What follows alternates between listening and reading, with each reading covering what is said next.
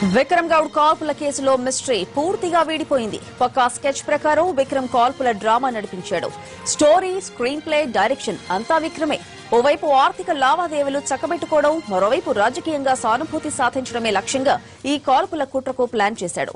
4 నెలల నుంచి స్టోరీ నడిపించాడు. 50 లక్షలకు ఒప్పందం కుదుర్చుకున్నాడు. ఏ స్థాయిలో కథ నడిపించాడంటే చివరకు ఇంట్లోని వారికి ఏ అనుమానం రాకుండా జాగ్రత్త పడ్డాడు. నిందితులు ఎప్పుడు ఎలా రావాలో, ఎలా కాల్చాలో, ఎక్కడ కాల్చాలో అంతా విక్రమ్ గౌడ్ స్కెచ్ ప్రకారమే జరిగింది. ఇండోర్ లో గన్ కొనుగోలు చేయించాడు. కాల్పుల సమయంలో గన్లో తూటాలు నింపి ఇచ్చింది కూడా అతనే. నిందితులు భయపడి మా వల్ల కాదని చేతులెత్తేస్తే వారిని ప్రోత్సహించి మరీ కాల్పులు జరిపించుకున్నాడు. వారికి కావాల్సినంత డబ్బులిచ్చాడు.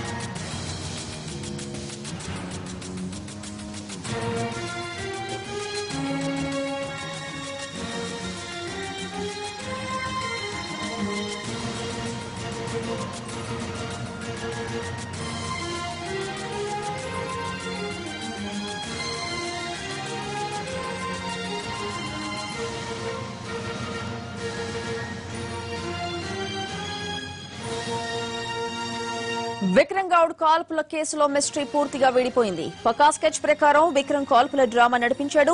స్టోరీ, స్క్రీన్ ప్లే, డైరెక్షన్ అంతా విక్రమే. ఓవైపు ఆర్థిక లావాదేవీలు చక్కబెట్టుకోవడం, మరోవైపు రాజకీయంగా సానుభూతి సాధించడమే లక్ష్యంగా ఈ కాల్పుల కుట్రకు ప్లాన్ వేశాడు. 4 నెలల నుంచి స్టోరీ నడిపించాడు. 50 లక్షలకు ఒప్పందం కుదుర్చుకున్నాడు. ఏ స్థాయిలో కథ నడిపించాడంటే చివరకు ఇంట్లోని వారికి ఏ అనుమానం రాకుండా జాగ్రత్త పడ్డాడు. నిందితులు ఎప్పుడు ఎలా రావాలో, ఎలా కాల్చాలో, ఎక్కడ కాల్చాలో అంతా విక్రమ్ గౌడ్ స్కెచ్ ప్రకారమే సాగింది. ఇండోర్ లో గన్ కొనుగోలు చేయించాడు. కాల్పుల సమయంలో గన్లో తూటాలు నింపి ఇచ్చింది కూడా అతనే. నిందితులు భయపడి మా వల్ల కాదని చేతులెత్తేస్తే వారిని ప్రోత్సహించి మరీ కాల్పులు జరిపించుకున్నాడు. వారికి కావలసినంత డబ్బులిచ్చాడు. కాల్పులకు ముందు వారిని తన కారులోనే ఇంటి దాకా తీసుకెళ్లాడు. వాచ్మెన్ తన గదిలోకి వెళ్లగానే ఇంట్లోకి తీసుకెళ్లాడు. తుపాకీ వారి చేతికి ఇచ్చాడు. పైకి వెళ్లి భార్యను నిద్రలేపి దర్గాకు వెళదామని చెప్పాడు. ఆమె కంటే ముందే తానే కిందకొచ్చాడు. 3 రౌండ్ల కాల్పులు నిందితులను ఆదేశించాడు. దీంతో వాళ్లు కాల్పులు జరిపారు. భార్య కానీ వాచ్మెన్ కానీ వస్తే వారిని బెదిరించడానికి ఓ రౌండ్ గాల్లోకి కాల్చమని ఆదేశించాడు. కాల్పుల తర్వాత నిందితులు బైక్పై పరారయ్యారు.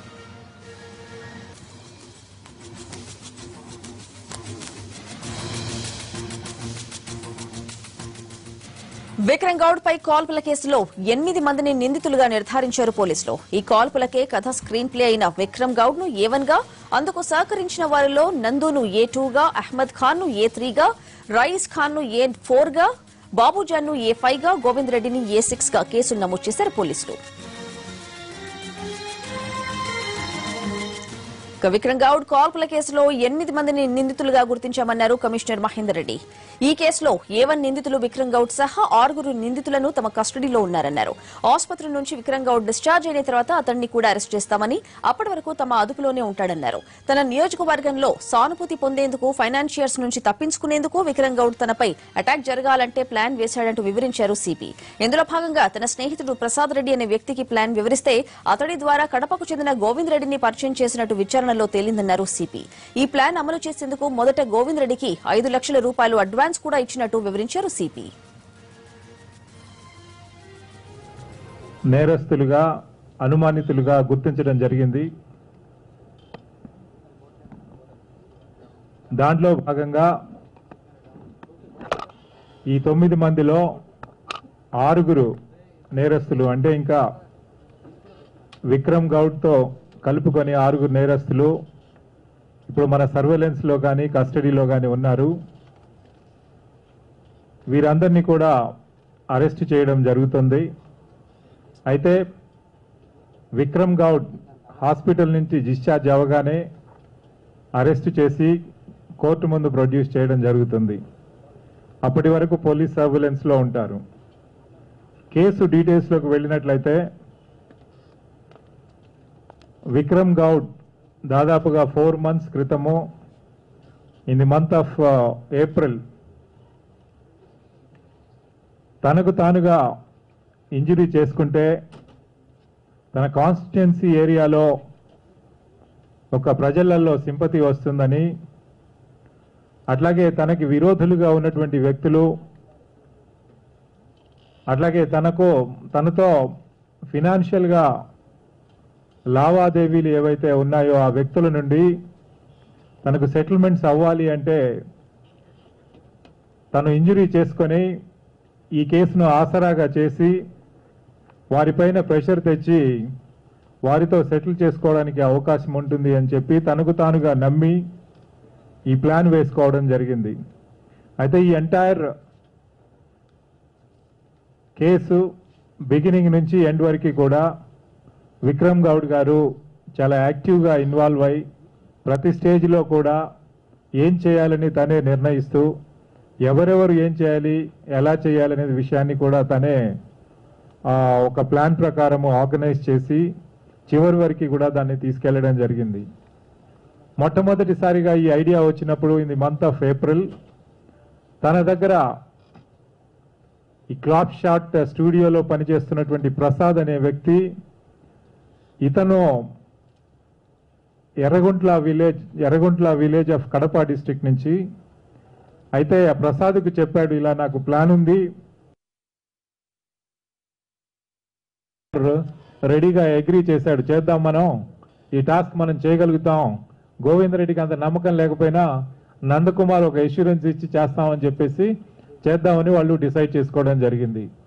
ఆ సందర్భంగా తనకిచ్చినటువంటి ఈ 5 లక్షలలో 3.5 lakhs వెంటనే గోవింద్ రెడ్డి ఈ నందకుమార్కి తను ఇవ్వడం జరిగింది. ఈ 3.5 lakhs వెపన్ తీసుకురావడానికి కానీ మిగతా యాక్టివిటీస్ ఆర్గనైజ్ చేయడానికి ఇది ఉపయోగించాలి అని చెప్పి అప్పుడు చెప్పడం జరిగింది. అయితే నందకుమార్ స్వతహాగా గతంలో ఎప్పుడు కూడా ఫైర్ ఆర్మ్స్ హ్యాండిల్ చేయలేదు. తనకు కూడా ఫైర్ ఆర్మ్స్ ఎక్కడ దొరుకుతాయనే విషయం తెలియదు. కాబట్టి ఈ ఇంటర్న్ కాంటాక్టెడ్ అక్కడే కదిరిలో ఉన్నటువంటి తనకు తెలిసినటువంటి షేక్ అహ్మద్ అనే అతను, అట్లాగే బాబు జాన్ అనే ఒకతను, వీళ్ళిద్దరు కూడా కార్పెంటర్స్, వృత్తిపరంగా కార్పెంటరీ చేస్తూ ఉంటారు. ఆ విధంగా పరిచయం ఉన్న వాళ్ళు కాబట్టి వాళ్ళని కాంటాక్ట్ చేశాడు. చేసినప్పుడు షేక్ అహ్మద్, బాబు జాన్ వీళ్ళిద్దరు కూడా సరే ఈ టాస్క్ టేకప్ చేద్దామని చెప్పేసి వాళ్ళు ముందుకు వచ్చారు.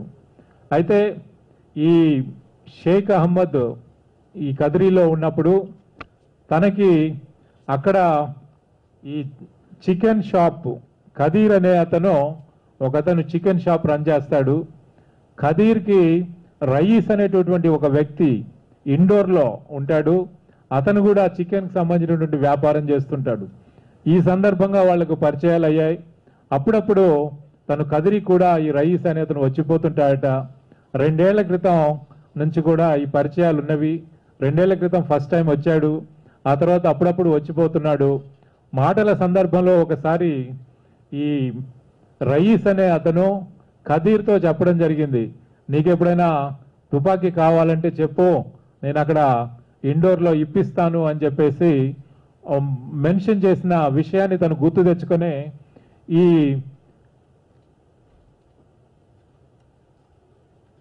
ఖదీర్ అనే అతను మనకి షేక్ అహ్మద్కి, బాబు జాన్కి విషయం వాళ్ళు చెప్పడం జరిగింది అన్నట్లు. అయితే వెంటనే మన షేక్ అహ్మద్ ఈ రయీస్తో కాంటాక్ట్ చేసి ఈ విషయం ఇట్లా ఉంది, మరి మాకు వెపన్ కావాలి, ముందుగా వెపన్ కావాలని అడిగాడు. అయితే వెపన్ ఇస్తాము అని చెప్పి